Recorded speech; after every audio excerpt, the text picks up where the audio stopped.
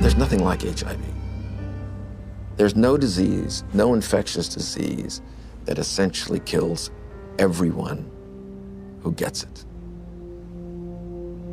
The fear factor's gone, and yet getting HIV infection is a problem for any individual. The fear should still remain because it's a virus that kills people. There is this sense of complacency that it's better, and it isn't better.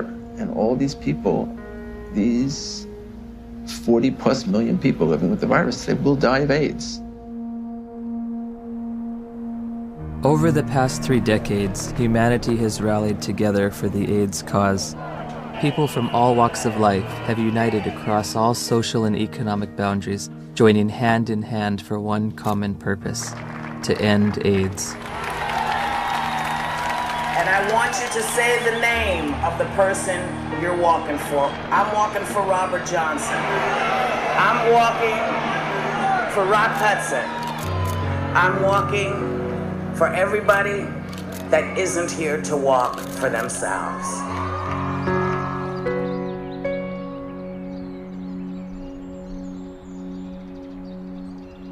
The statistics are growing, all except for one. That's the amount of people cured, and it's still 0. In theory, we could cure AIDS on a piece of paper. Maybe someday it'll come. I can't say when. Despite all the major progress we have in chemotherapy of those patients, none of these patients got rid of the virus. I don't think the pharmaceutical industry is very interested or invested in a cure. You know, I don't mean to be too cynical, but the reality, I think, is that, you know, the situation they've got now, which is lifetime treatment with expensive drugs, that kind of suits them pretty well. A cure is going to require some very tricky and sophisticated molecular biology, and I frankly don't see it happening. Ever? Ever.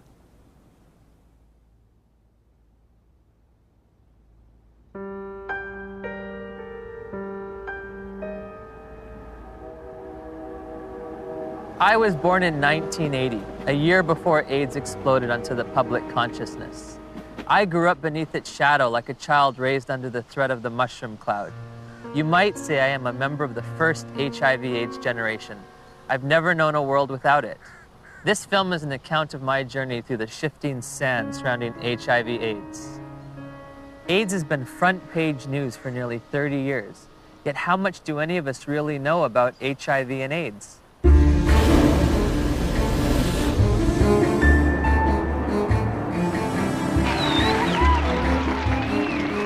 What is the difference between HIV and AIDS? I don't know exactly. HIV is wow. HIV 是它的病毒，那 AIDS 是那个病，所以两种是完全不一样的东西。It's the same AIDS thing. is the actual disease. It's the I same don't know thing. really. I don't know the difference. I know HIV is less deadly. Pour moi, il y en a pas forcément. Enfin, c'est vrai que j'établis pas de différence entre les deux. What would you say is the difference between HIV and AIDS? Yeah, it's not a big difference, is it? HIV/AIDS is just the starting point. HIV is a virus. The actual virus is AIDS.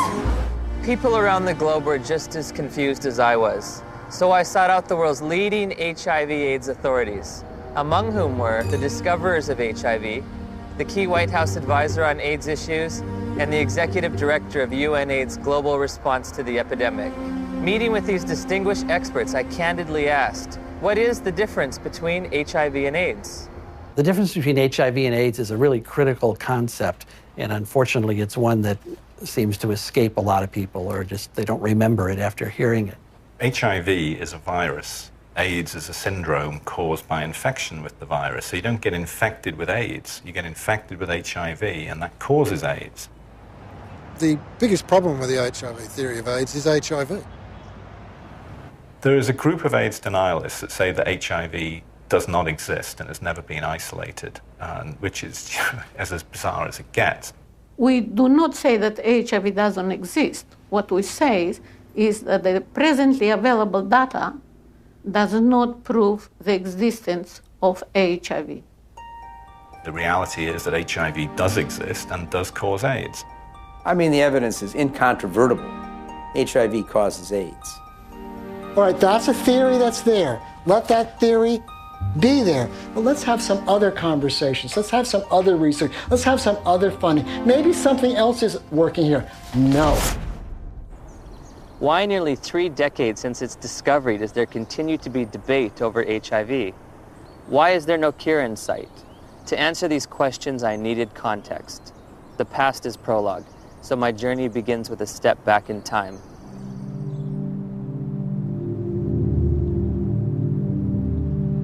The National Center for Disease Control is reporting more cases of 2 rare and deadly diseases found in homosexual men. There is no apparent explanation for the outbreak. Obviously, this is an issue with great emotional fervor, but... How can we stay unemotional when people are dying every day from a disease the CDC has yet to name? For crying out loud, if the CDC won't name it, at least demand the press stop calling it GRID.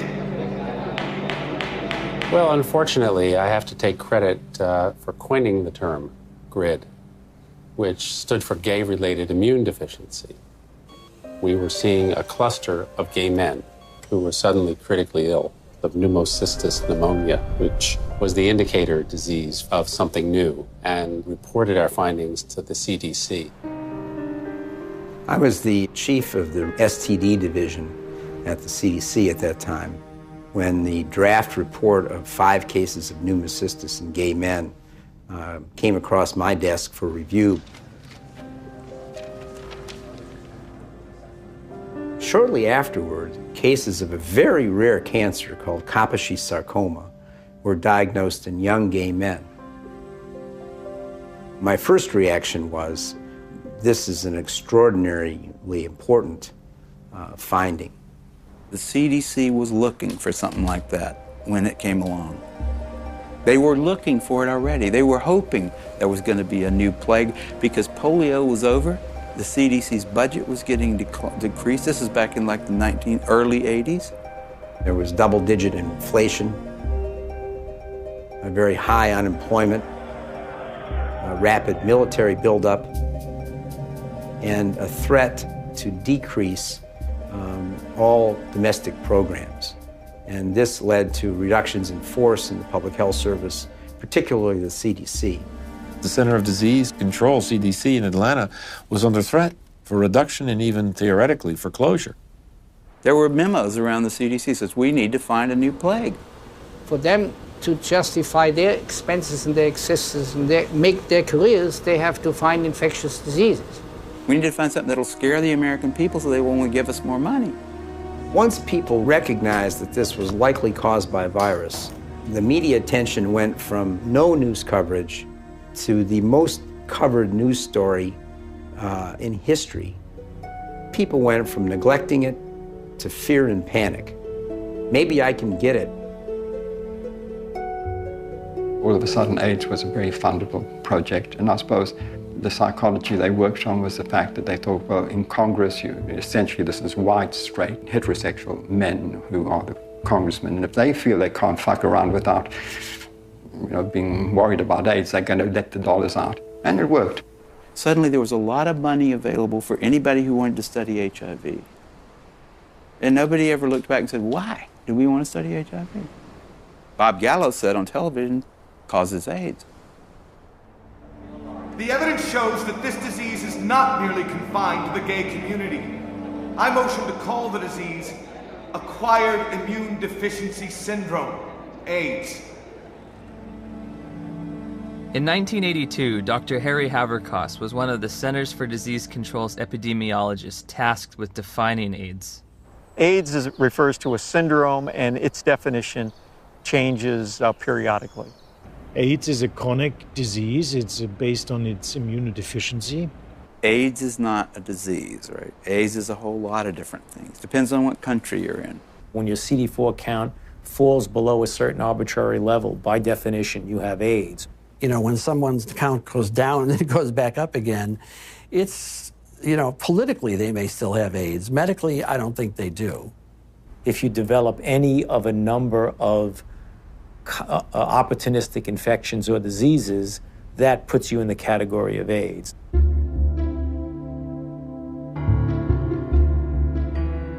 We don't even know what AIDS is. AIDS is so hard to define because they change the definition of it every year. The definition of AIDS has broadened over time. It was revised in 1985, and then again in 1987. The changes in the definition have been political. Every time they change the definition, the numbers go up. The definition has changed many times. The biggest change was probably in 1993, which they then, added the CD4 count and HIV, and, so you could not even be ill, but if you had a CD4 count consistently below 200, you now had AIDS.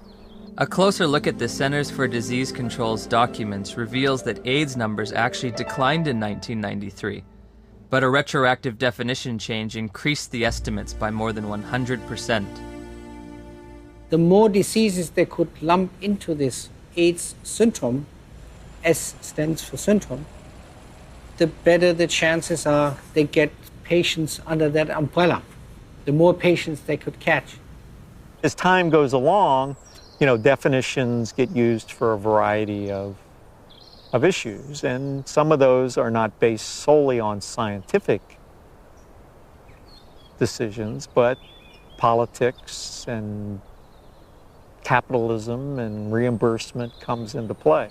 For example, a person with hepatitis C, even say here in San Francisco, if you got hepatitis C and only hepatitis C, you're shit out of luck. Having an AIDS diagnosis, I get a free apartment. The city of San Diego pays my apartment. I can have the state of California pay for many medications related to HIV. I get Social Security benefits. I can get discounts on my supplements at the local health food store. I also get food stamps and in-home supportive cleaning services. So I was basically a healthy person walking around, and I had all these wonderful little perks, You get all these benefits, that we fought for and got. But the end result has been a sort of an imbalance. We succeeded, and I'm glad we did, but it is a little unfair. Politics, insurance, capitalism, benefits, you can be sick or healthy. I never would have thought that AIDS was so convoluted. Right. Well, as I said, that has changed. How you define that scientifically has changed quite often. Which just makes it difficult to, for the lay people to understand. It makes it difficult for me to interpret the numbers. Africa is purported to have the highest incidence of AIDS cases on the planet. So I trekked to South Africa to witness firsthand the impact of AIDS on that troubled continent. Around 10 million of South Africa's 48 million people have been reported to have AIDS. It's only a 10-minute drive from Cape Town's pristine modern airport to the squalor of neighborhoods said to be ravaged by AIDS. All the facts on HIV and AIDS with Griselda on Metro FM Talk.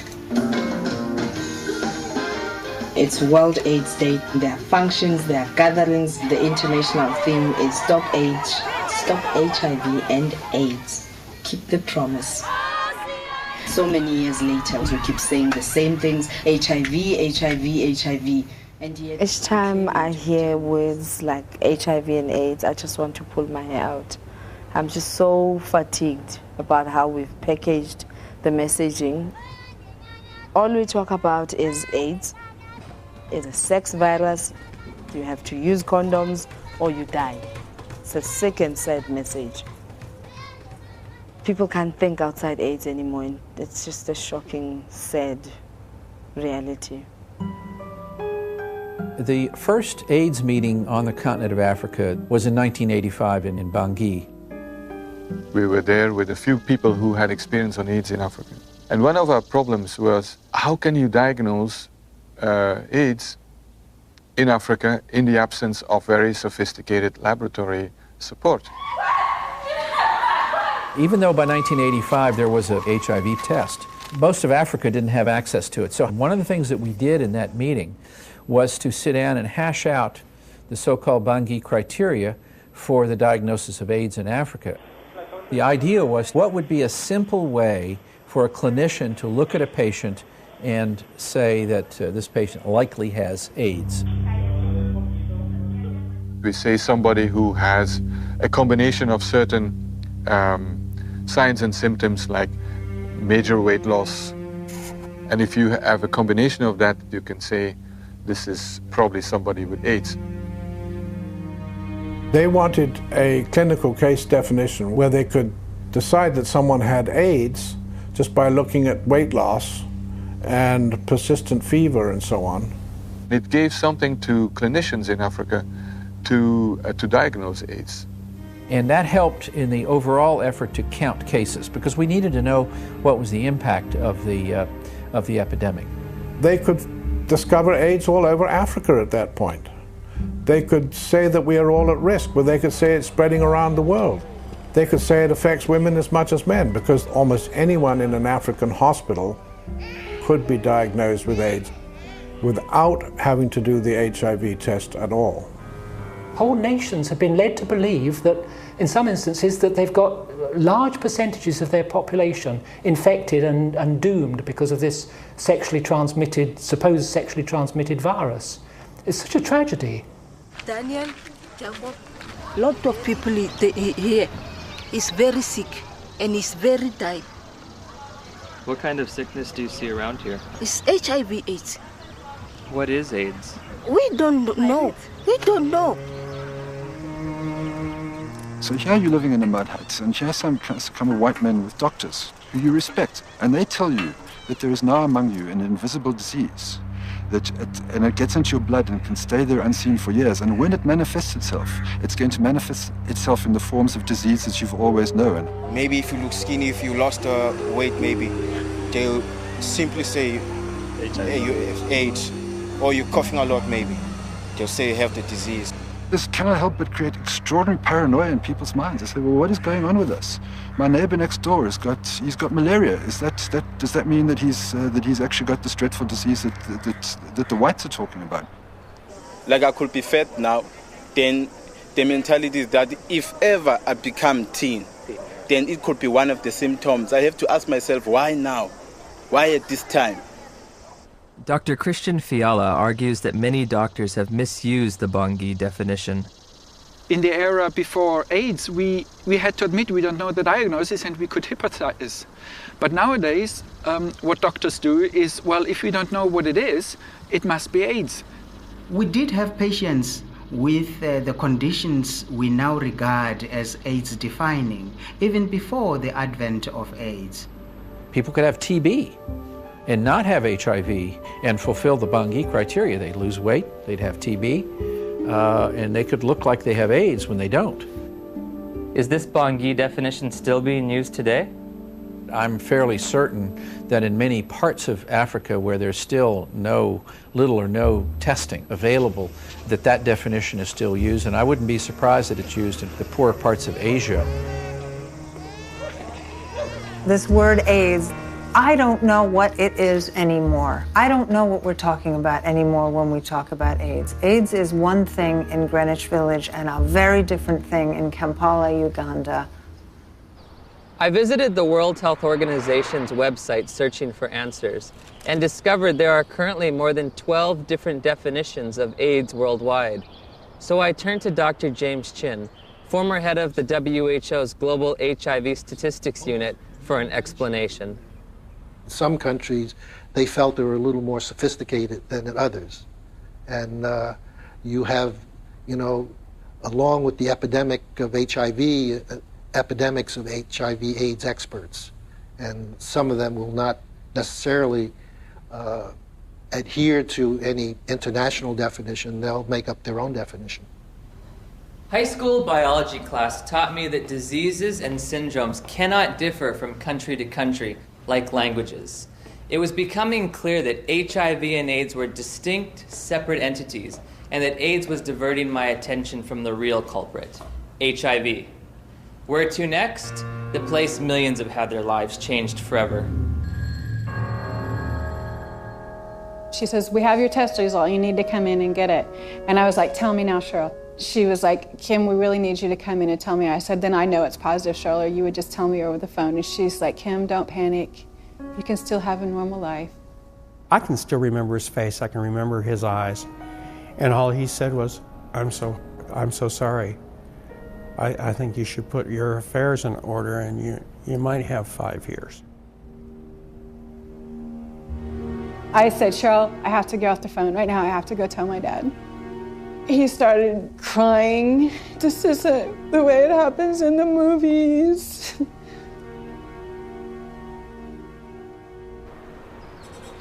It's 7 a.m. here in Johannesburg, South Africa, and I'm a little nervous because I'm about to go in for my first HIV test. Have you ever gone in for an HIV test? No. No. No. No. No. Yes, I have actually, a few years ago.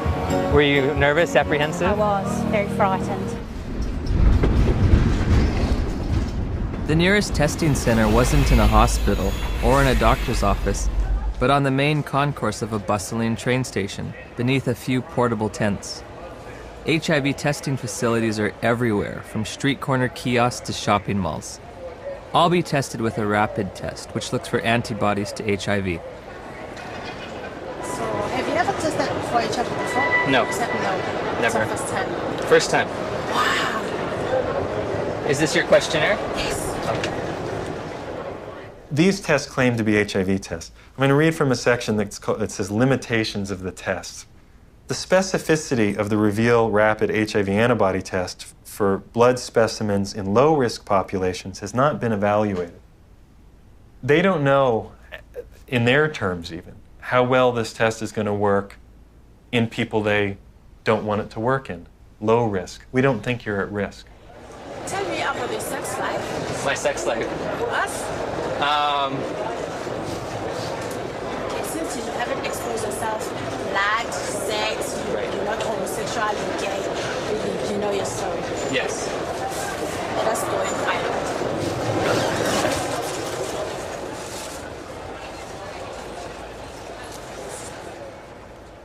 In 1990, we flew to Romania to adopt a baby. We found Lindsay, and she was only 2 weeks old. I can still remember that feeling, just holding Lindsay for the first time, thinking, now my dream is going to come true. I'll have one of those children. Before we left Romania, we had to make sure that she didn't have HIV. We had to find a doctor, and he did the test, and it came back negative. We flew home just after Christmas, 1990, and thought we had it made. So I'm going to do a test, which comprises of 2 test kits. These 2 test kits are from 2 different countries. Why you are putting them being 2, you want them to confirm each other. Can they be 2 different outcomes? Then this one is a determiner, which is going to give us the final results. Can I just ask you something, as someone who's a little nervous? Okay. It seems like if this is positive and this is negative, my life hangs in the balance on whatever this one is. Yes. But how do we know that this one's accurate when both of these were inaccurate? This one has been tested to be the one that is going to take out the results that are correct. Oh, so this one is more accurate than these 2? Yes, according to what we have learned. So why don't we just use the more accurate one to begin with? Well, you know what? What if now the more accurate one has a discrepancy? How are you going to find out? I don't know. Rapid tests in Germany, it's not allowed for standard diagnostics. May I ask how come you don't use rapid tests for standard diagnostics? Several professional organizations who decide as an expert committee on guidelines how to do things. None of these responsible societies recommend it for scientific reasons. We always say to our clients, even if you have tested here, you can go to other centers and go and test and verify our test. You cannot say we're 100% because you find clients going from area to area doing tests. And they come with stories that I was negative at a certain area, I'm positive with you. How do they decide whether they're positive or negative? We cannot tell because we are using a rapid test. It occurred to me that perhaps the HIV epidemic is reported to be so widespread in South Africa and other poor nations simply because they use these inaccurate tests. There's the saying that if you knew how what sausages are made of, most people would hesitate to sort of eat them because they wouldn't like what's in it. And if you knew how HIV/AIDS numbers are cooked or made up, you would use them with extreme caution. I decided to investigate HIV testing protocols used throughout the developed world. When we're testing people for HIV, the first thing we do is a screening test, and it's usually a test called the ELISA. But there are also now available rapid assays that can be used as screening methods. Because they're faster. And we all know faster and cheaper is more efficient. If an ELISA is positive, it does not mean that the patient is HIV positive. That's a problem. If we're using antibodies as a screening test to tell who's infected or not, very occasionally you can get false positives. So screening tests by themselves should not be used as a definitive measure of infection. That's why we use a screening test to pick up all the cases, but we use a confirmatory test to eliminate any false positives. Take it easy. I'll pierce at the site. It should be emphasized that most of the developing world uses only screening tests to confirm an HIV diagnosis. There are no confirmatory tests. Time now is 25 past. At 22, the results will be out, which is going to be 15 minutes. 9 days after returning home, Steve and Cheryl's pediatrician ran a battery of tests on Lindsay, including an HIV test, even though Lindsay had tested negative for the virus in Romania. Dr. McHugh called us and said, we run into some problems with the testing that you did at Methodist Hospital, and you'll need to come right in and see me. I said, well, what is it? She says, well, I'm not going to tell you over the phone. I said, I need to know exactly what this is. He said, we got bad news that she tests positive. And he said, she'll have a 20% chance of living to age 2. That was just a shock. Just a shock after all this joy and happiness. We finally found our daughter, and I'm dancing around Romania, and now I come home, and it's like somebody could just stab me. And then I had to call my mom, and that was the worst phone call I've ever had to make, because I even remember saying, that poor girl, she's just not gonna make it. So that we don't have to go to somebody and say, well, you might be infected, but it might be a false positive. We do a second test. That's a test usually called the Western blot. In 1992, when I was told by my doctor that I was HIV positive, that was only a verbal admission to me. She didn't give me the written paper that came from the lab that tested my blood. I found out that it says this indicates possible infection by virus. There can be mistakes from the antibody test, and there are conditions that can cause the test to be inaccurate. Now that I've got the package insert for that test kit, it says positive results using any specimen type should be followed with additional testing. But this is the test that they use to confirm with. This has a margin of error done properly that's extremely low. In other words, it's one of medicine's better tests.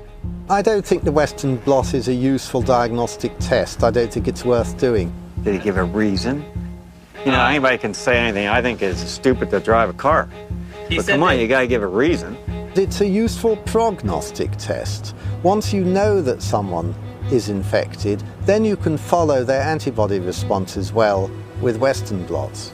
I'd say he's absolutely wrong. It has a complete usefulness. You don't need a Western blot. And it's become a dogma in HIV research that you need one ELISA followed by a Western. You don't. You need 2 different kinds of ELISAs made in 2 different formats. Would you ever want to confirm somebody is positive using just ELISAs? No, never. It's against the rules. It's against the recommendations. It's a turbulent sea of argument about how can we use this test? When can we use this test? Why does this test have no standard? We have a group now of about 40 patients that have no detectable virus in their body, but they're not being treated. So the first question is, are they really infected? So the Western blots can have false positives? No, the Western blot was negative too. But they were told they were positive by a lab, yes, that misread the Western blot. Heavyweight champion Tommy Morrison tested positive in 1996. 11 years later, in 2007, he tested negative multiple times, allowing him to return to the ring. There's constant discussion in the community of people who do diagnostic testing and the blood bankers about how to read these tests. When you're looking at this Western blot, how do you determine what is a positive? You need a certain number of bands being present. It depends a little bit on the producer of the test. It depends on the manufacturer. Is there different criteria for what might be a positive? Yeah, there are different criteria from the manufacturer. Thank you for the word. And also there are guidelines from the WHO and UNAIDS. Well, HIV infection is diagnosed with rather now routine laboratory tests, which for which there are criteria for diagnosis established by the manufacturer, FDA. Claudia showed me the package insert that comes with the Western blot. It contains 8 different sets of criteria for diagnosing HIV infection. Because of the different criteria that apply in different countries, you can test HIV positive in one country and be given an AIDS diagnosis as a result of that, whereas in another country you won't test HIV positive and you won't be given an AIDS diagnosis. It's ludicrous that you can be positive in one country and not positive in another. Theoretically, I could be diagnosed with AIDS in the United States, but if I take 3 steps to my right, I wouldn't be diagnosed with AIDS, or I would lose my AIDS diagnosis when I cross the border. In 1992, I was encouraged by a doctor to take what's called an HIV test as a matter of social responsibility, and I was shocked and devastated and horrified when the results came back positive. It was one of those moments that everyone fears their whole life. A week later, I take the same test to an AIDS specialist. He looks and says, "This isn't a positive test. I don't know what this test means." Since a false positive looks like a true positive, how can you ever distinguish whether it's truly a positive or a negative? Well, that's a great question. It's going to be very hard to determine a false positive. So I take the test again, and this time my results come back marked from the lab, indeterminate. I'm faced with the decision, do I want to wait 6 weeks to test again or do it right away? I opted for right away. My results that time come back positive. Took it again, came back negative. I took it again, positive. What happens if you're positive on one criteria but negative on another manufacturer's criteria? How do you decide who's infected and who's not? You will use the most sensitive criterion. In late December of 2007, I read about new legislation passed in New Jersey calling for the mandatory testing of pregnant women or newborn infants should the mother's status be unknown. HIV mandatory testing, to me, is a no-brainer. I'm very much opposed to the concept of mandatory testing of any population because the tests are scientifically shown to be unreliable and inaccurate. You have no reason to fear this bill. And my hope is that eventually this will become a federal law so that every woman in this country would be tested. But HIV testing isn't an absolutely precise science. When I confronted my doctor about that, she said, we're way past Western blot now. We have the viral load test.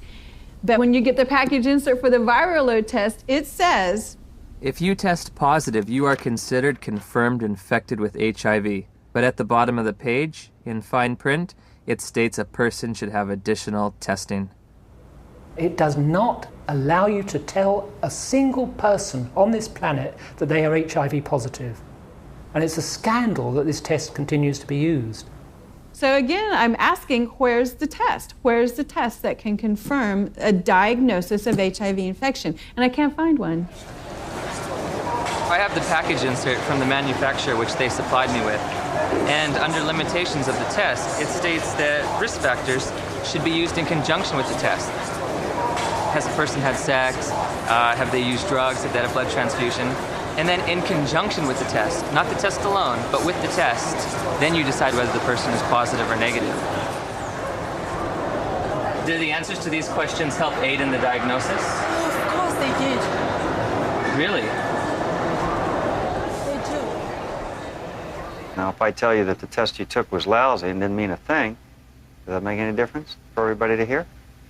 It'd make a difference for me. Yeah, I know. How can we say that HIV is the cause of AIDS when we don't know, based on current tests, whether or not anybody diagnosed positive actually has HIV? President Thabo Mbeki will officially open the AIDS conference tonight. Delegates here are hoping he will finally separate himself from the AIDS denialists. We remain convinced of the need for us better to understand what would constitute a comprehensive response in a context such as ours, which is characterized by high levels of poverty and disease.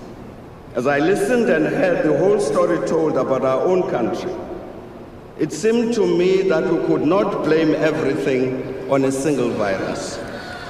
I thought this man must be an idiot. Everyone in Africa is dying of AIDS. I know this because I read the New York Times. It's beyond doubt. Rion Milan was hired by Rolling Stone to investigate and debunk President Mbeki's misguided ideas. Where to begin? The numbers. My very first action, I opened Johannesburg's Yellow Pages. I thought that I could illustrate this with a scene that began in a coffin factory in Johannesburg, where workers are working overtime trying to create caskets for these mountains of people who are dying of this condition. And I discover that in the midst of what UNAIDS says is a plague, is that half of the coffin factories in Johannesburg have gone bankrupt. In South Africa alone, it's about 1,000 people dying every day from AIDS.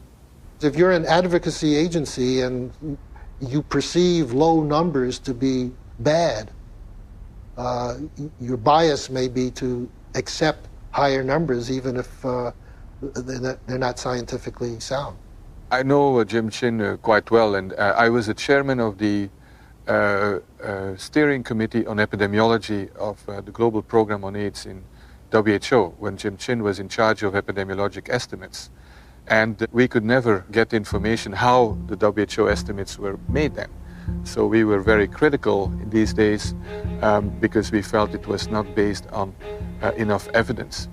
It's possible that he didn't read the materials we sent him or he didn't understand them, but we did send information to anybody that wanted to know about the estimates because they were pretty transparent.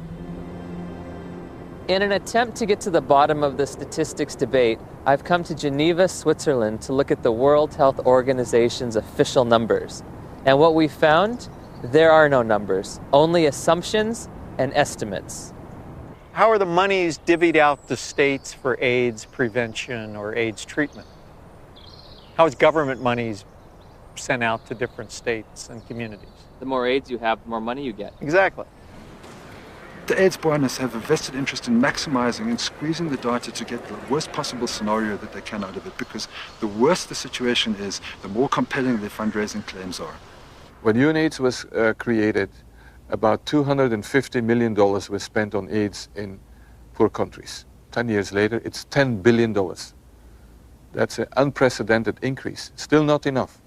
When that was created, the first thing Peter Piot said was that UNAIDS is an advocacy agency, pure and simple. And this was my first objective when I came into this job, and that was put it on the political agenda. He divested himself of all of the program aspects and the scientific aspects of AIDS. This is not a scientific issue.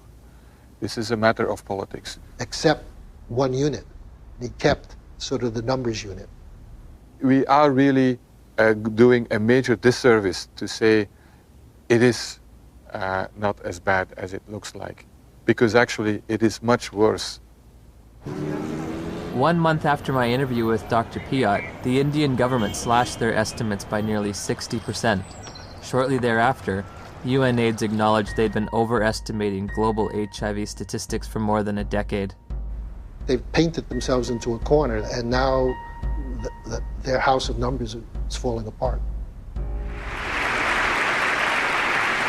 America is leading the fight against disease, and I call on you to double our initial commitment to fighting HIV/AIDS by approving an additional $30 billion over the next 5 years.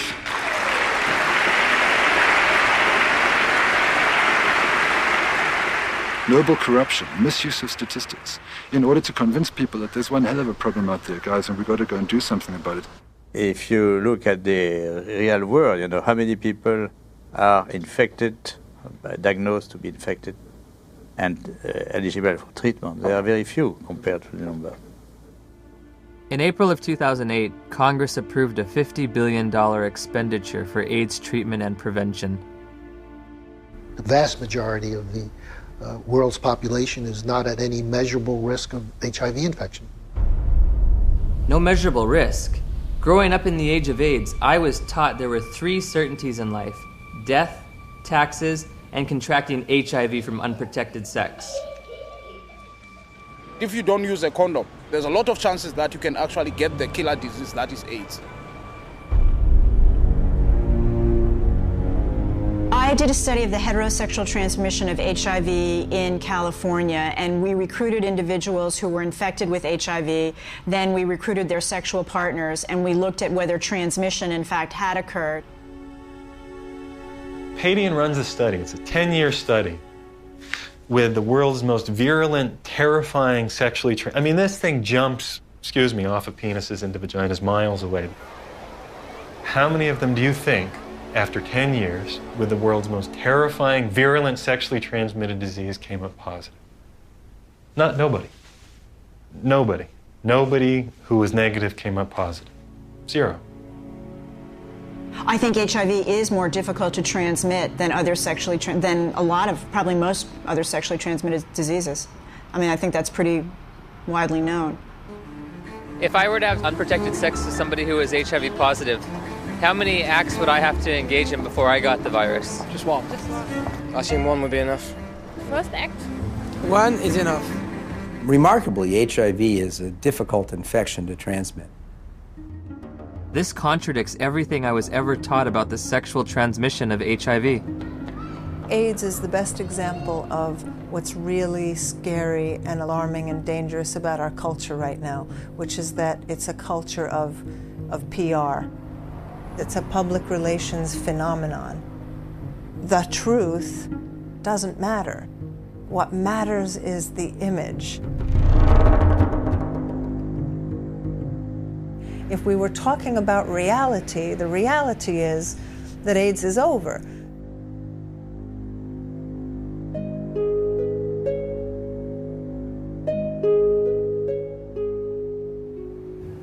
Somebody decided in the early 80s that there's this infection called HIV. And upon deciding that, I don't think it was debated enough. In 1983, Dr. Luc Montagnier and his team of researchers identified what they thought might be the cause of AIDS. I really was excited because we knew it was a new type of virus, not shown before in man, and very likely to be the cause of AIDS. Of course, at that time, we didn't have the full proof of what's the cause of AIDS. That initial work was rapidly reinforced by additional virology and serology studies in Bob Gallo's lab in Washington. Gallo got pushed by the Reagan administration that wanted to do something on AIDS finally. They literally told us to just close CDC's lab down. We don't care about it. There's a bunch of gays, who gives a shit? And that was really their whole story. So the whole thing that they rested their political response was, well, we discovered the virus. Good afternoon, ladies and gentlemen. The probable cause of AIDS has been found. Credit must go to our eminent Dr. Robert Gallo, who directed the research that produced this discovery. What was new that day is for the first time we were saying, that's the cause, I'm sure. It was a silly press conference. There was not evidence then that HIV was the cause of AIDS. It wasn't called HIV. There was certainly evidence that he didn't discover it. It was discovered in France. The conference was held before any of Robert Gallo's papers were published, therefore before any other scientists had a chance to review them and look at the evidence and see if he got it right or wrong.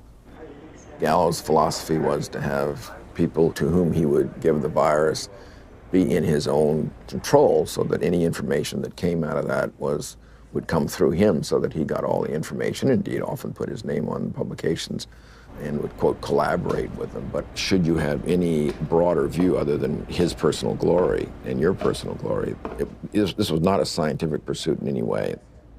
The U.S. Department of Health and Human Services decided from now on, we are only going to fund AIDS research that assumes that Robert Gallo's virus is the cause. I didn't think that HIV in 1984 was the cause of AIDS. That's why I did the study comparing gay men with Kaposi's and gay men with pneumocystis. I assumed there must be something else. If you go read my paper from 1985 that Kern and Jaffe would not sign on to, I actually lay out the cofactor hypothesis in that paper.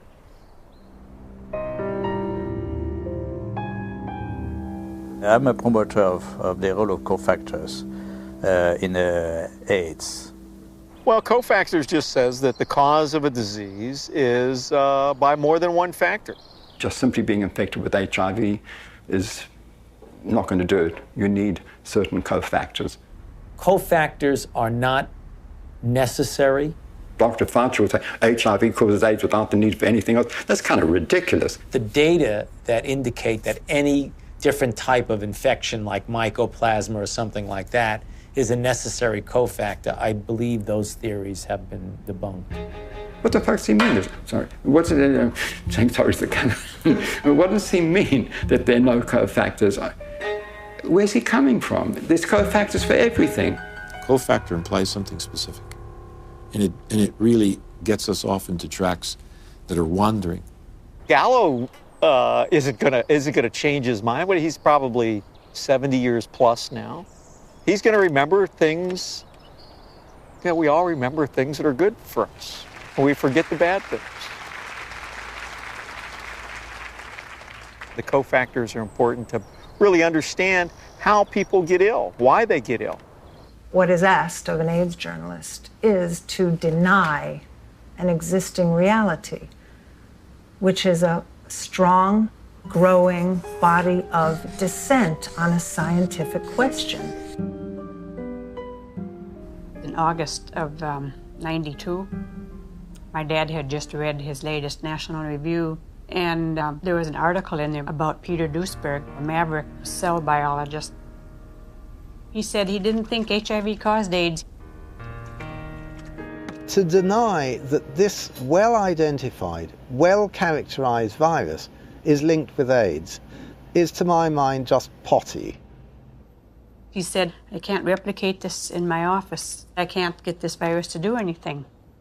We thought, oh my gosh, my dad is really daydreaming.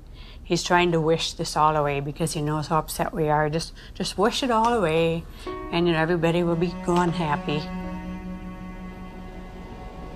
If Fauci would say, here's $1 billion for alternative theories of AIDS, you wouldn't believe what's going to happen. A lot of HIV researchers overnight would would start cofactors. The first year they would call them cofactors of HIV. And the next year, the co would be topped and HIV would be topped a year later. Peter is highly intelligent. He did excellent work. I mean, no wonder he got a full professorship in Berkeley and was nominated to the American Academy of Sciences. But I told him very frankly that he's killing people with his theories, and I still stick to that. They attack him, they attack his ideas, and they present some bogus way of refuting what his science has said that doesn't really refute it. Peter Duesberg? Yes. Oh. They are all prostitutes, most of them, my colleagues, to some degree, myself. You have to be a prostitute to get money for your research. You're trained a little bit to be a prostitute. But some go all the way. In light of all this scientific uncertainty, I asked Dr. Fauci for evidence linking HIV to immune deficiency disease. When you put the combined findings of the initial characterization as a distinct retrovirus isolated by Montagnier and his group, together with Gallo linking the virus to being the cause of AIDS, and they put those things together, and that's how we have a confirmation of the causative agent of AIDS, namely HIV. Still unclear about the evidence for HIV's existence, I decided the best way to verify it would be to actually see it. I asked Dr. Hans Gelderblum, a world-renowned electron microscopist, if he thought there was any reason to question Dr. Montagnier's published images. I've seen these publications, stamp-sized images. It's a nuisance. It's a nuisance. You do not really see much. When we saw that photo, we said, suggestive, but not convincing. Dr. Gallo, 1 year later, published photographs he claimed to be of HIV. Were his any better? These pictures were not so impressive. They were not much better than Montagnier's images. It's one thing to look like, and another thing is to be a virus. In 2002, I stumbled across an article by Valander Turner and Andrew McIntyre of the Perth Group in Australia, and it questioned whether there's ever even been found a virus. I became consumed with researching this. I could read from morning till night every day, and every link to another link, and I would email to these people and say, where's the test? I want to know. Am I dying? Am I contagious? And they weren't even very kind. They were just like, read our articles again. How many times do we have to tell you there's no test? It is crucial to understand that an AIDS diagnosis is forever. It cannot be reversed or alleviated. The stigma attached to people knowing that you have it and are living with it is worse than actually living with it. I can't think of anybody who's ever been evicted from their apartment because they had breast cancer or because they had cerebral palsy. I did a campaign to address stigma. The message is that if anyone is infected, we are all affected. Some have it medically, some have it socially, some have it culturally. And at the end of the day, if it exists anywhere, it exists everywhere. We don't all have AIDS. And once you start bullshitting, it's a problem. You know, we don't all have AIDS. We all have to be sympathetic to AIDS. And yes, there's all kinds of people who get HIV infection. But you know, we don't need to make, in my view, non-truths, you know, or just to have a slogan or a symbol. We all have AIDS. No, we don't all have AIDS. But my message is you do have it, whether you want to accept it or not. Are you medically susceptible? Maybe not. But are you socially vulnerable? Yes. In June of 2007, the BBC featured a news story which began, HIV infection theory challenged. Living cells are complicated, and how they work inside the body is even more complicated. So there's still a lot of debate as to how exactly HIV causes AIDS. In March of 2008, the Washington Post went on to state that multiple surprises have reminded researchers how much they still don't know about HIV's biology. HIV has got to get inside the circulation of the body, and it does that in ways that are not completely understood. The prime target for HIV is a T cell population called CD4 helper T cells. The way that the virus gets into the target cell, it fuses its membrane to the membrane of the cell. I don't understand the fusion process. I don't think anybody completely understands it. We have a relatively poor understanding of how viral proteins interact with proteins in the cell. How come our antibodies aren't able to keep HIV in check? It's an excellent question. That's one of the great stumbling blocks. They can't prove that HIV is the cause of AIDS, okay? They cannot prove that HIV is the cause of the collapse of the immune system, no matter how many scientific journals says it is. When you go to the basic research, it doesn't prove it. We are almost convinced that there is other factors that are involved in the loss of CD4 cells, and we don't know yet all the mechanism. How HIV depletes the T cells so an individual advances to AIDS is probably due to multifactorial elements. One is it will kill the cell eventually that it infects. HIV does not necessarily kill the cells it infects. Some T cells are directly killed by HIV, and other T cells keep the virus in check. It's a silent state within the cell, and I think in many cases these cells can return to a normal function. Can that cell return to a normal state?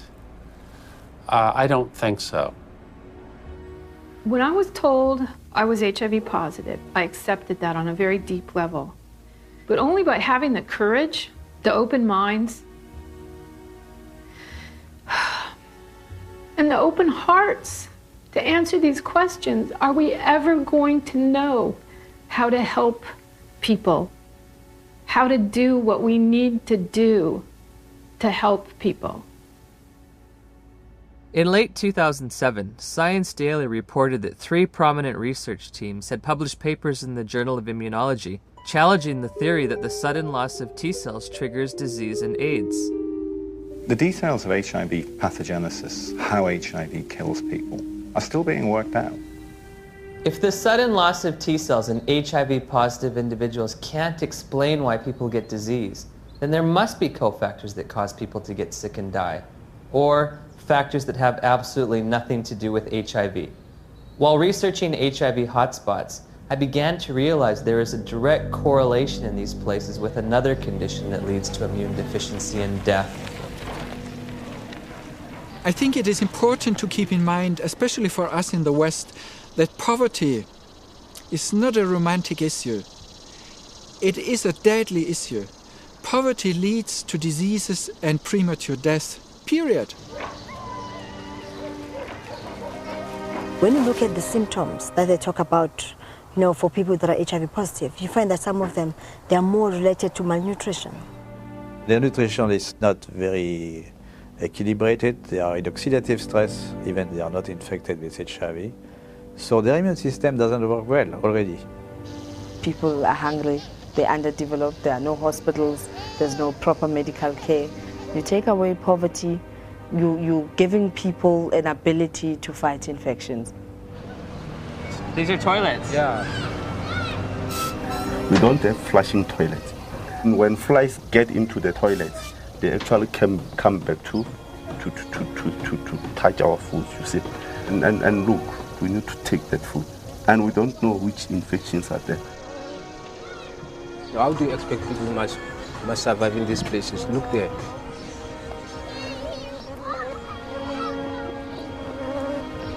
How many white people they are staying in this house like this one?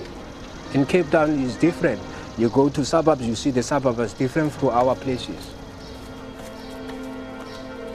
Why have we done nothing for African people, just like give them clean water so they don't die in infancy of diarrheal disease and stuff like this?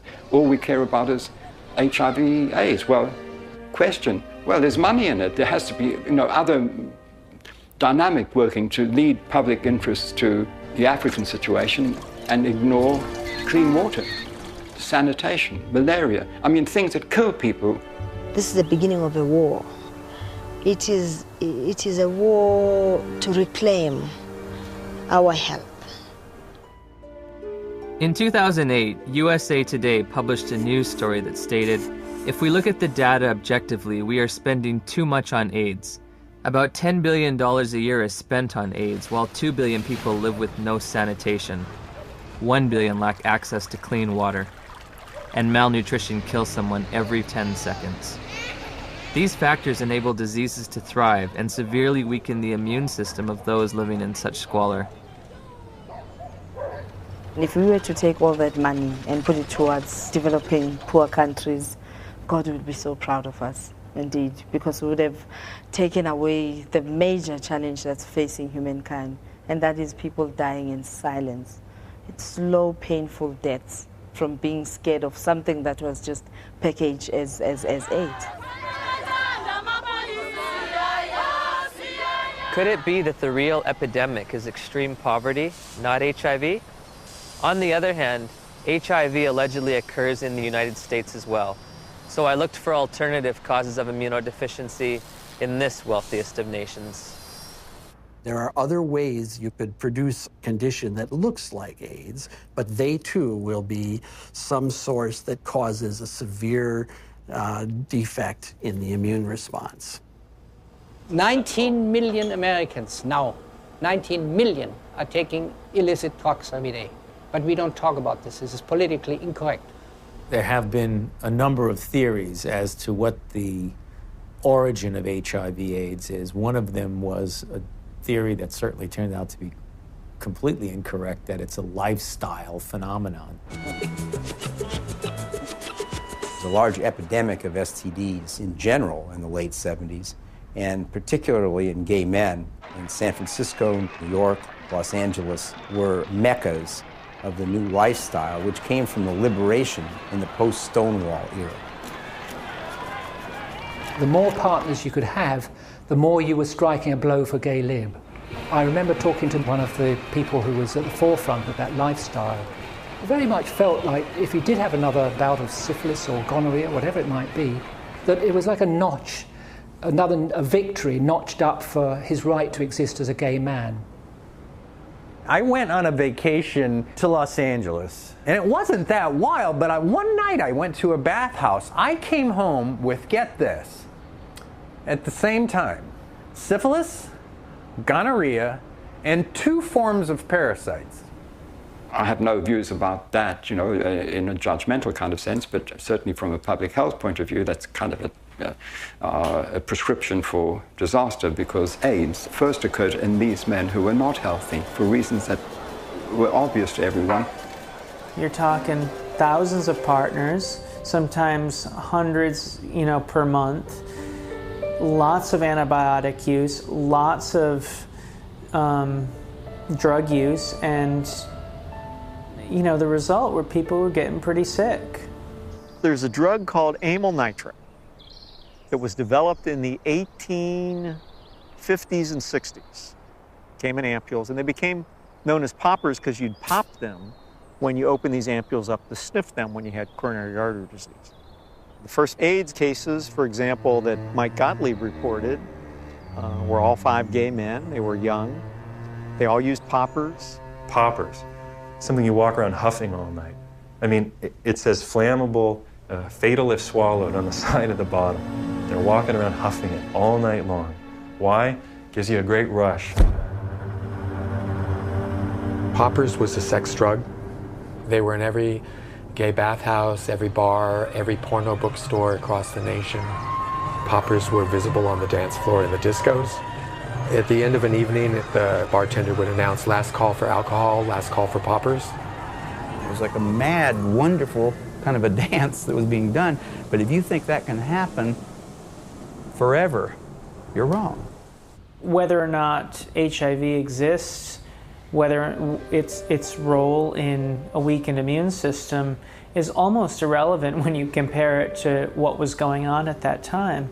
The lifestyle explanation proved politically unacceptable, but the virus explanation proved very, very acceptable to many different parties. Pneumocystis pneumonia and Kaposi's sarcoma were the hallmark diseases for AIDS in the early years. To go back and deconstruct it and say, what exactly did cause pneumocystis carinea? I remember the first patient that I ever saw, my resident brought me to see a young gay man with pneumocystis pneumonia. I knew a little bit about the use of poppers or amyl nitrite inhalants, and I started asking the patient if he used them, and it turned out that he was a very heavy user of amyl nitrites, and much to the surprise of my students, I said, I think the man probably has destroyed his pulmonary immune system by inhaling this toxin. What exactly caused Kaposi sarcoma? We know that now. It was amyl nitrite. We saw KS decline, interestingly parallel to the decline in popper use. We now know that Kaposi sarcoma is caused by a second virus, the human herpes virus strain 8. To rescue comes another virus. As always, when you're in trouble, you find another virus. If one wants to look at really what causes this, we've got to look beyond just HIV and just beyond HHV8. Calling it a disease, see? And to give it that name, AIDS. So everything's included under that, and you don't have to just say, I mean, if you just said, you know, these people are getting a lot of weird diseases, all kinds of diseases, it wouldn't have had the same impact. It was much better to say, there is an infectious organism on the loose in America, and it could get you.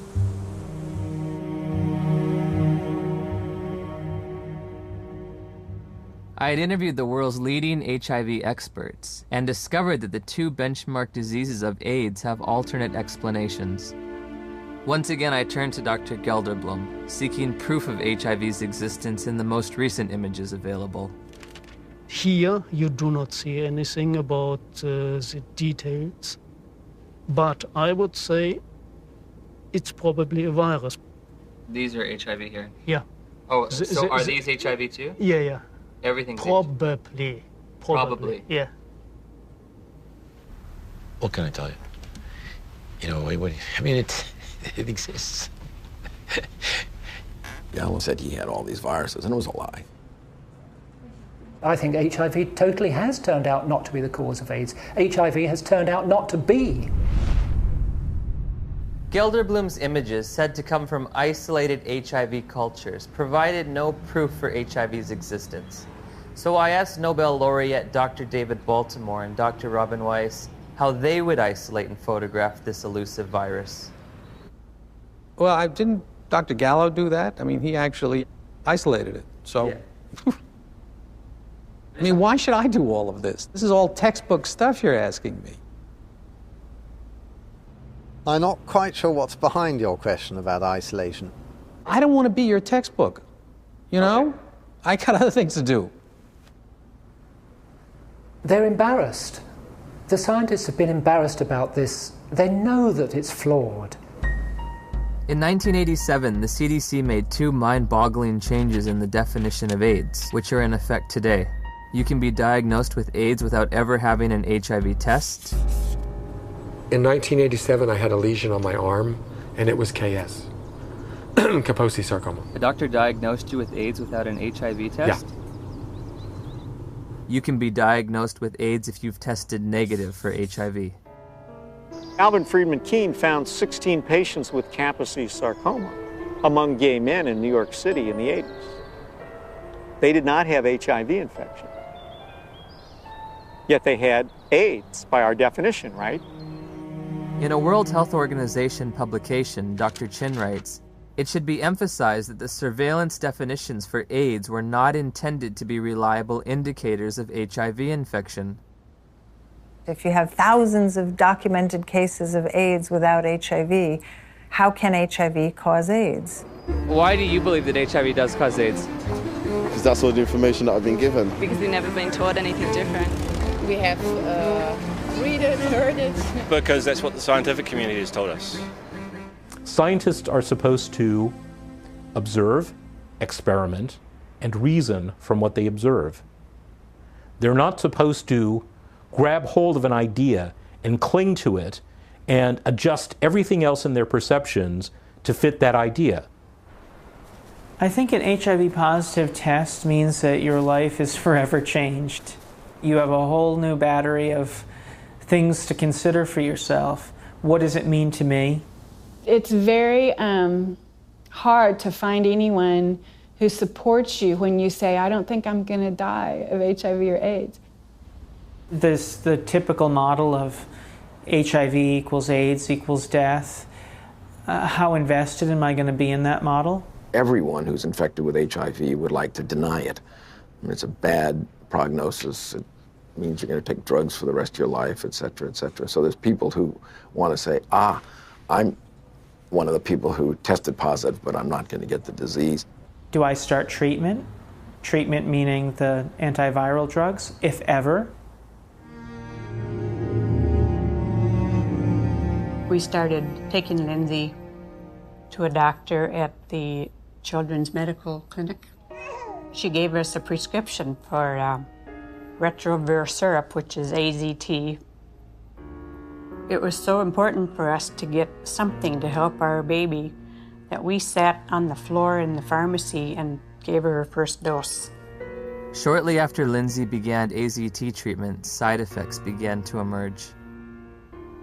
Her eating habits changed quite a bit. She didn't eat well. She was hard to handle at the table. And then the leg cramps started. Once that started, it got progressively worse. She would just grab him and go, ow, you know, screaming in the middle of the night. Just like it was it wasn't an ache, it was like, must have been sharp pains. It just made you feel sick to your stomach. Any drug active on HIV will be toxic because it's not 100% specific on the HIV enzymes. When we switched over to the university, then the dosage of AZT went up, and that's where she started flattening out on her growth chart.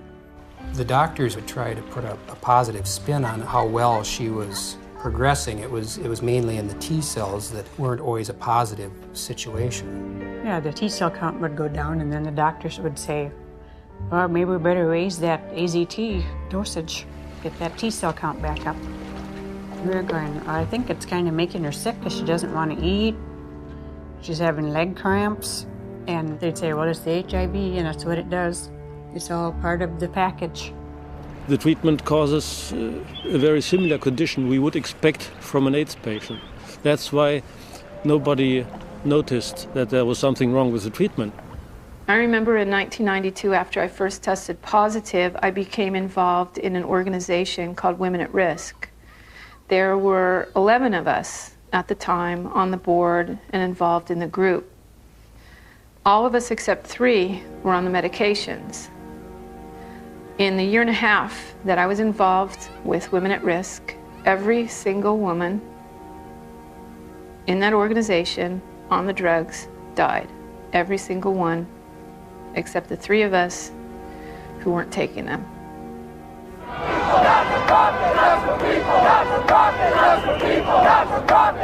We weren't just given handfuls of AZT, we demanded it. AZT should be free. Where is your humanity? We considered the FDA not giving us these things as being anti-gay instead of being responsible. And so we went and we lobbied and we pushed for all these things, and we didn't think clearly about what it was we were asking for. It's like that saying, be careful what you ask for, it may come to pass. That's the very reason why everybody believed HIV is a deadly virus, because the HIV positive patient at that time got a deadly treatment. Despite the billions spent on the drug, tens of thousands of people with AIDS have died.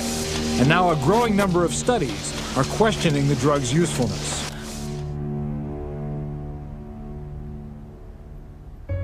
We just decided between ourselves in November to write to Peter Duisberg and say, sorry to bother you. Are you for real? And if Lindsay were your daughter, what would you do?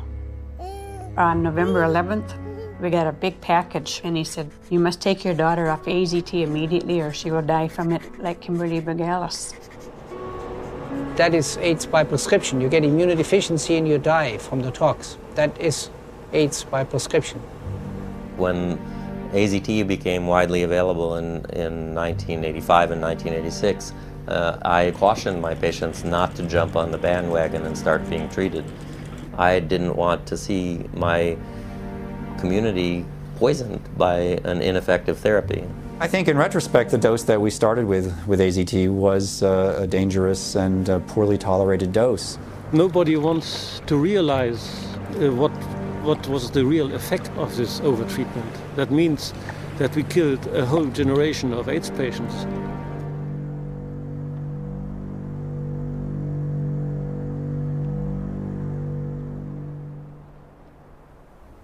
In '96, David Ho announced highly active antiretroviral therapy. Also known as the cocktail, because the treatment combined the newly developed protease inhibitors with older HIV drugs, such as the chemotherapy drug AZT.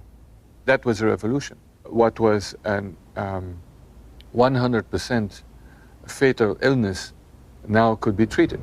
The AIDS medication today is not that toxic than it was in the early days. And it's a potent drug regime. That means it kills almost everything. I play around with treatment interruption because I think the drugs are toxic. And if I do the drugs continuously without interruption, I think that they'll have a cumulative damage. In the years that we've been using the cocktail, we've found that there are lots of side effects. In South Africa, I spoke to a couple of pharmacists specializing in HIV treatment. How often do you see side effects in patients? Yeah. All the time? All the time. Almost all the time. We saw the lipodystrophy, the buffalo humps at the back of the neck, then the lipoatrophy, which is the loss of fat in the face and the arms, giving people a very gaunt look. The risk of heart attack seems to be increased in people on these drugs. With what we have now, the side effects eventually are going to outweigh the benefits. So patients really do better for the short term, but in the long term, they die also. In 1994, Audrey Serrano tested HIV positive. While initially healthy, she was prescribed AIDS drugs which nearly killed her and left her scarred for life. In December 2007, after multiple negative tests, she was awarded $2.5 million in damages. Some people are very fortunate. They don't have these side effects, but many people do. So prolonged treatment is impossible. I know people that are like horses, have no impact with some drugs, no side effects, and somebody else falls apart. The new generation of antiretroviral drugs are less toxic. They can be more tolerated. But for how long?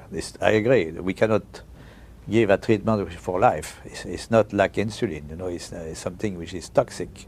Has a patient ever died from the side effects? Yeah, sometimes it happens. AIDS drugs are all classified as black box drugs. A black box drug is the most severe warning that our FDA will put on a product. It means you could die taking this because other people have died taking this. My sister Joyce was my best friend.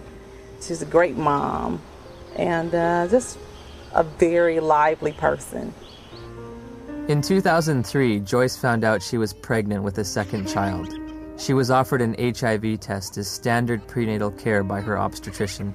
She called me at work and she was like, I got something to tell you. And I was like, well, what is it? She said, I'm HIV positive. So I took a deep breath. I said, well, it's not the end of the world. And she said, well, Nell, I met this doctor today and he's a specialist. And he says, is there some medicines I can take that'll keep my baby from being HIV positive? Nevirapine. Warning. Severe life-threatening skin reactions, including fatal cases. One morning, she was covered in these welts and this rash. It was all over her face. It was all over her chest, all over her arms, her hands. When they're talking about a rash that can kill you, they're talking about a drug that targets the actively replicating cells in your dermis, in your mucosal layers, in your intestine, and stops them from working. And what happens? Goodbye skin. I would never take them.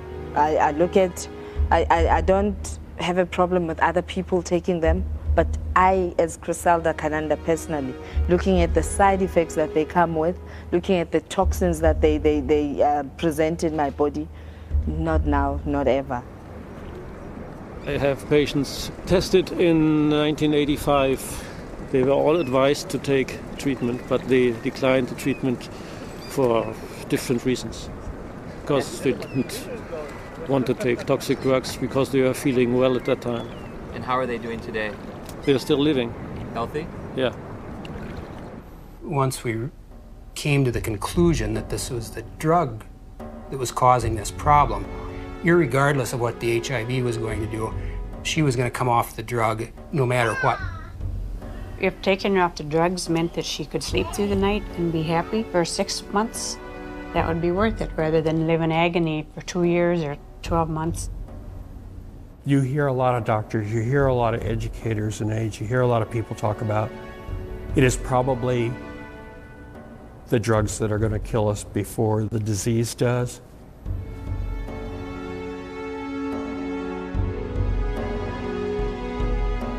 What are the drugs doing to the bodies? They're putting the bodies into coffins. Before my sister started taking the drugs, she was healthy. After she started the drugs, she developed an allergic reaction, which made her look like a patient with full-blown AIDS. She was admitted to the hospital. She continued to spiral down. And within 37 days from her first date of taking the medicine, she was gone. When news of Joyce's death reached the NIH, emails were exchanged between the director of the AIDS division and an ethics and safety officer. Ed, there was fulminant liver failure resulting in the death on this trial last week. Ouch. Not much we can do about dumb docs. They're cynical enough to introduce drugs that they know will have toxic effects and will carry a certain mortality, and they know that the life of the drug before this mortality becomes too obvious to ignore is, say, 2 or 3 years, and they work out what the sales are going to be in those 2 or 3 years, and then they know they're going to have to reduce the dose. Joyce has 2 sons. Jamal he's in his senior year of high school this year. Sterling will be 4 years old. And in my mind, they were robbed of their mother. If someone's going to be giving me a diagnosis of certain death in 5 to 7 years, I want scientific proof. This isn't a religion. My interest in questioning and breaking and exploring does HIV cause AIDS is an instinct to liberate people from a death sentence that isn't theirs to carry. After we took Lindsay off AZT, her weight did go up. Within a couple of days, the leg cramps went away. And her physical body seemed to be doing pretty well, but it was like she was disturbed. She was agitated very easily. Her lifespan changed all the time after she got to be 2 years old, and then she'd only live to be 5. When she got to be a little older, then they said, oh, she might live to be 7. Yep. I definitely wouldn't live into double digits, and that's just was our life then. Although Lindsay was on AZT for 22 months, she made a full recovery from the pernicious side effects. Lindsay will be 19 in October of 2009. Because it's been surrounded from day one with so much emotion, so much fear, so much psychology, so much drama, very few people are capable of looking at AIDS logically. We can be exposed to HIV many times without being chronically infected. Our immune system could get rid of the virus within a few weeks if you have a good immune system. If you have a good immune system, then your body can naturally get rid of HIV. Yes. If you take a poor African who's been infected and you build up their immune system, is it possible for them to also naturally get rid of it? I would think so. It's very easy to get people to think the right thing if you get the right on the tablet the first time. But once something's on the tablet and you got to erase it and put something else, it's very hard to get people to think differently. The victims of HIV and the dedicated professionals combating it deserve our sympathy, compassion, and respect. However, at Journey's End, I find myself perplexed, bewildered at times with an overall feeling of dismay and sadness. I found a research community in disarray over the most fundamental understanding of HIV, all the while presenting a monolithic public posture of authority and certainty. Bluntly stated, we have tests that prove nothing, remedies that kill, and statistics manipulated to the point of absurdity. 90% of global HIV corresponds to areas of great poverty and squalor. Ironically, while we may have been pursuing a phantom killer, a shape-shifting assassin, perhaps the real enemy has been hiding in plain view, clear as day, and as old as time.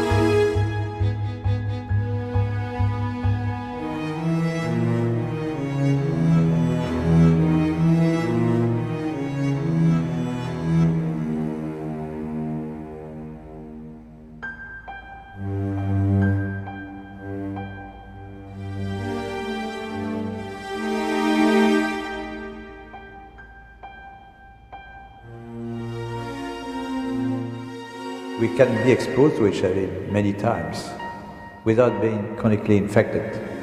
Our immune system will get rid of the virus within a few weeks if you have a good immune system. If you have a good immune system, then your body can naturally get rid of HIV. Yes. How can we say that HIV is the cause of AIDS when we don't know, based on current tests, whether or not anybody diagnosed positive actually has HIV? Some people are very fortunate, they don't have these side effects, but many people do. So prolonged treatment is impossible. Called CD4 helper T cells. What the fuck does he mean? What's it in It's membrane. What does he mean that they know cofactors? Where is he coming from? There's cofactors for everything. To the membrane of the cell. And then it There inside cells, virus grows and makes forms of cells. They're wandering. Gallo isn't going to change that. It's put out in the circulation, finds other CD4 He's cells. going to remember effect. There is an ongoing battle. Cells die, the body will replace those cells that die, but there's not an infinite capacity to use cofactors important. This battle between HIV how people get ill, why they get ill. What is asked of an AIDS journalist is to deny an existing reality, which is a strong, growing body of dissent on a scientific question.